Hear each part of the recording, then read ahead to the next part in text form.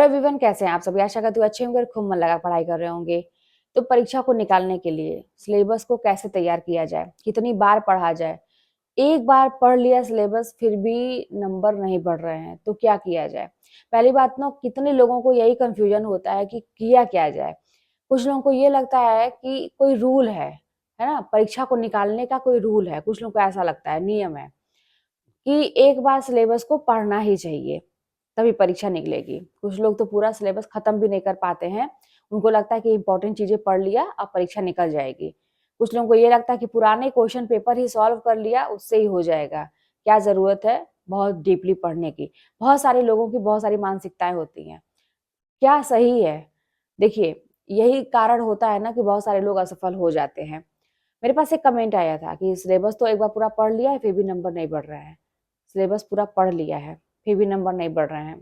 आप देख रहे हैं ना कि कितने इसमें दोनों में मतलब कहते हैं कि ऐसा दिख रहा है कि पूरा पढ़ लिया और नंबर नहीं बढ़ रहे हैं।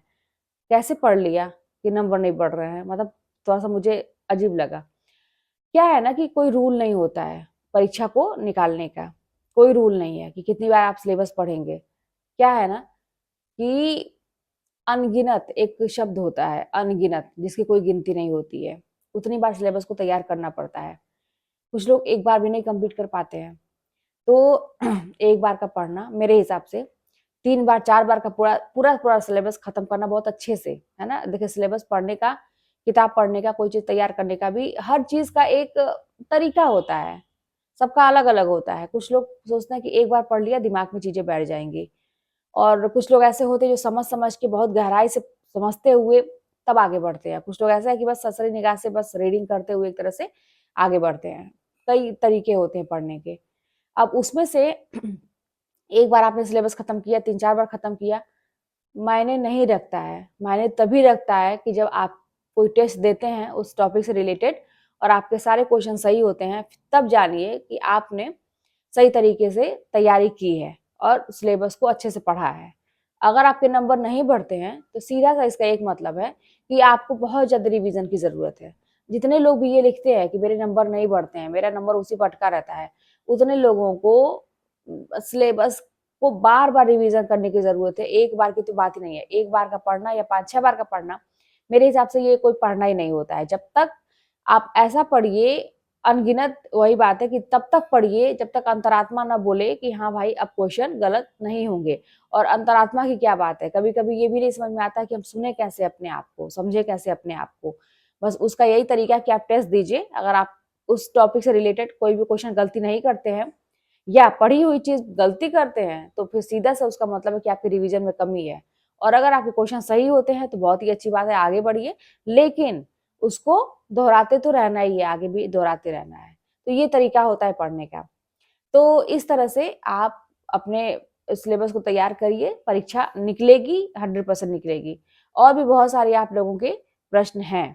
वो ये कि कल टेलीग्राम की बात मैंने की थी, टेस्ट देने की बात की थी, तो कहाँ पे दिया जाए, कोई लिंक बता दीजिए। तो आप लोग पुरानी वीडियो मेरी थोड़े से सर्च किया करिए, उसमें आपको सारी चीजें मिलेंगी। लेकिन मैं एक चीज बता दूं कि टेलीग्राम में पहले अपना अकाउंट बनाइए, प्रोफाइल जैसे कहते हैं ना, अकाउंट बनाइए। और उसके बाद आप वहां पे सर्च करिए। सर्च में आप हिंदी ऑनलाइन टेस्ट ऐसा कुछ करके, या हिंदी मंच, हिंदी साहित्य ऑनलाइन टेस्ट ऐसा कुछ करके डालेंगे ना, तो बहुत सारे आपको चैनल दिखाई देंगे, खुल के आ जाएगा। आप उसको करिए। ज्वाइन करने का भी नीचे ऑप्शन आता है, फ्री ऑफ कास्ट होता है। तो आप मान लीजिए ज्वाइन कर लिया आपने, उसमें क्वेश्चन आते रहते हैं, मतलब ऐसे भी फ्री में आते रहते हैं कि आप उसको प्रैक्टिस करिए। लेकिन उसका ये है ना कि वो कहीं से भी सिलेबस का नेट जेआरएफ के हिसाब से भी होते हैं, ये बाकी चीजें होती है। तो उसमें कुछ देखिए क्या है, उसमें पेड कोर्स के लिए लोग उसमें डालते रहते हैं, नोटिस डालते रहते हैं।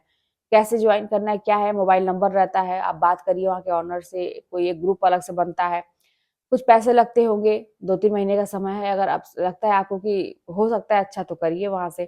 तो मतलब वो इसलिए अच्छा है ना कि टॉपिक वाइज है, कि आपको एक टॉपिक दिया गया कि कल इस चीज का टेस्ट है, आप एक टॉपिक पढ़े और उसका टेस्ट आपने उसी बहाने।